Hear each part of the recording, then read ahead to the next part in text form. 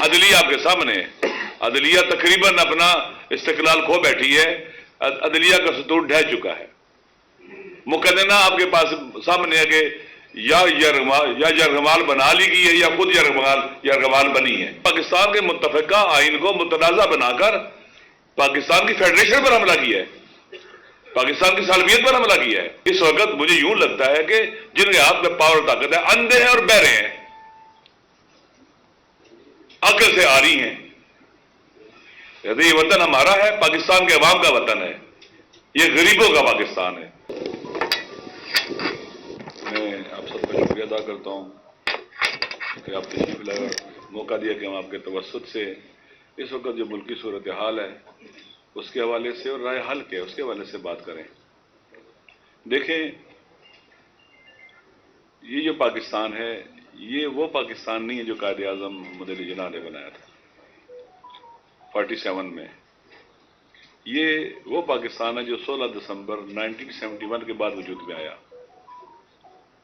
پہلے والا پاکستان ٹوٹ گیا تھا، کیوں؟ اس لیے کہ عوام کے مینڈیٹ کو قبول نہیں کیا گیا تھا۔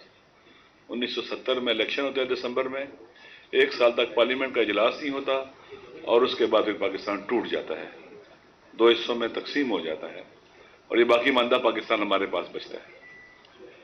اس کے لیے آئین بنتا ہے 73 میں، متفقہ آئین۔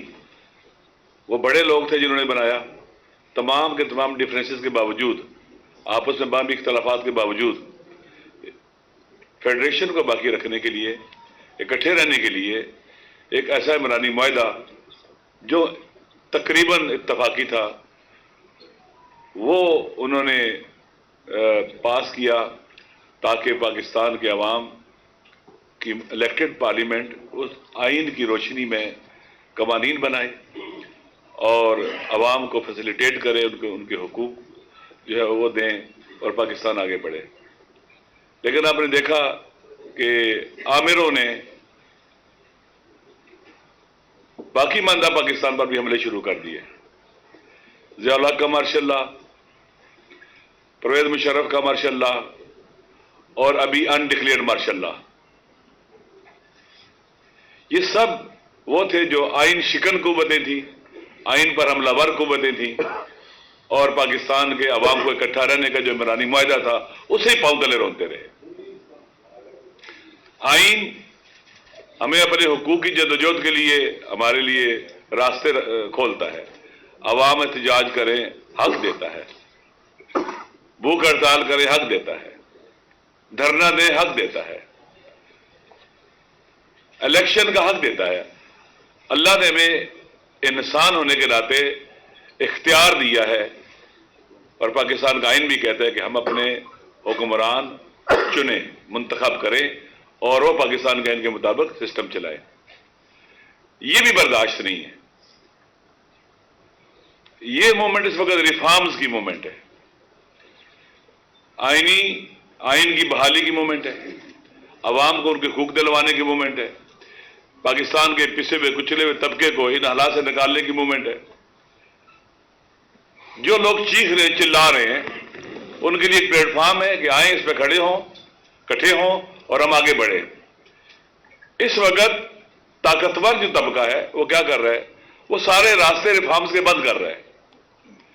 پارلیمنٹ ارریلیونٹ ہے، ریاست کے عام ستونوں میں سے پارلیمنٹ ارریلیونٹ۔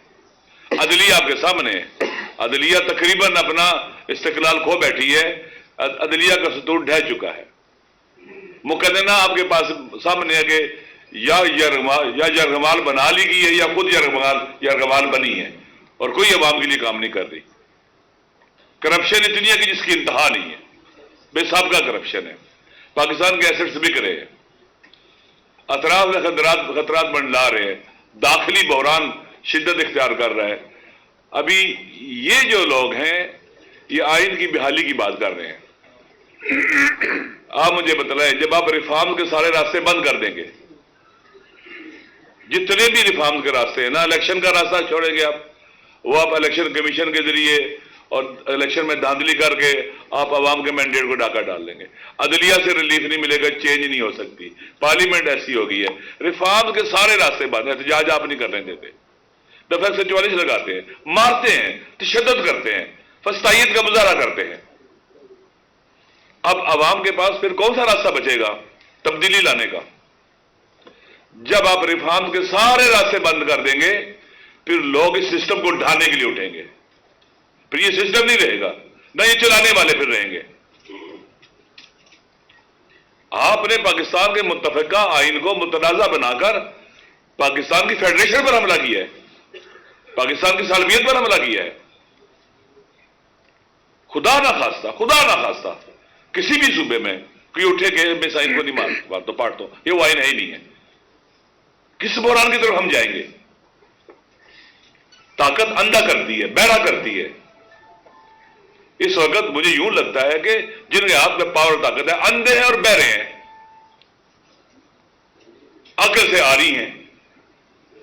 یہ وطن ہمارا ہے، پاکستان کے عوام کا وطن ہے، یہ غریبوں کا پاکستان ہے، محروموں کا پاکستان۔ وہ مالک ہے اس کے، وہ ایلیٹ کلاس اس کی مالک نہیں ہے جسے لوٹا اسے۔ چور کبھی گھر کا مالک نہیں ہوتا، لوٹنے والا کبھی گھر کا مالک نہیں ہوتا۔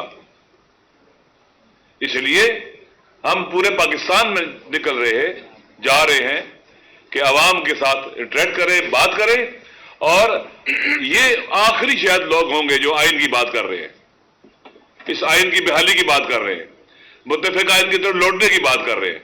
ممکن ہے کل وقت گزر جائے، ہاتھ سے نکل جائے، پھر گلا نہیں، ہمیں نہیں پھر گلا کرنا چاہیے کیا ہوا ہے۔ اس لیے جس جگہ ہم کھڑے ہیں اس سے آگے بڑھنے کے لیے راستوں کو بند نہ کیا جائے، اپنی سافٹ پاور کو ختم مت کرو۔ جمہوریت سے سافٹ پاور وجود میں آتی ہے، احتجاجات سے سافٹ پاور وجود میں آتی ہے جو ملک کی طاقت بنتی ہے اور ملک کو بچاتی ہے۔ پھر احتجاج کرنا، اجازت دینا، اظہار رائے سے سافٹ پاور بنتی ہے۔ اگر آپ صحافیوں کے، جرنلسٹوں کے گلے گھونٹ دیں، جو دیکھ رہے ہیں معاشرے میں، جو سن رہے ہیں، وہ اس کو بلاغ کرتے پہنچاتے ہیں، وہ آنکھیں بند کرنا چاہتے ہیں، ان لبوں پر تالے لگانا چاہتے ہیں، وہ کانوں کو بند کرنا چاہتے ہیں، نہ سنیں نہ دیکھیں نہ بولیں، یا اگر دیکھیں سنیں بولیں نہیں۔ یہ قدغن جو ہے خطرناک ہے۔ اس لیے آج بہترین دن ہے ایک حوالے سے کہ ہمارے دوست ڈاکٹر عمار جان اور ان کی جو پوری تنظیم ہے اور ان کے ساتھی ہیں، ہم اس سفر میں پہلے بھی ہمارے آپس میں فکری تو مانگی تھی، ہم عملاً باقاعدہ حصہ اکٹھے بن کر اس تحریک کو آگے لے کے بڑھیں گے، اور انشاءاللہ ہم عوام کے حقوق کی جدوجہد اور اس جنگ میں کسی بھی کمپرومائز کا شکار نہیں ہوں گے۔ وطن کی آزادی، سالمیت، داخلی خود مختاری، اور پھر بہت سی باتیں جو آپ نے سن بھی لی ہیں، میں وہ دہراتا نہیں ہوں، بیرونی حالات، دنیا کے حالات، داخلی حالات، انشاءاللہ ہم ان پر نظر بھی رکھیں گے، اور اپنے عوام کے ساتھ مل کر ہم پاکستان کو اس بحران سے نکالیں گے انشاءاللہ۔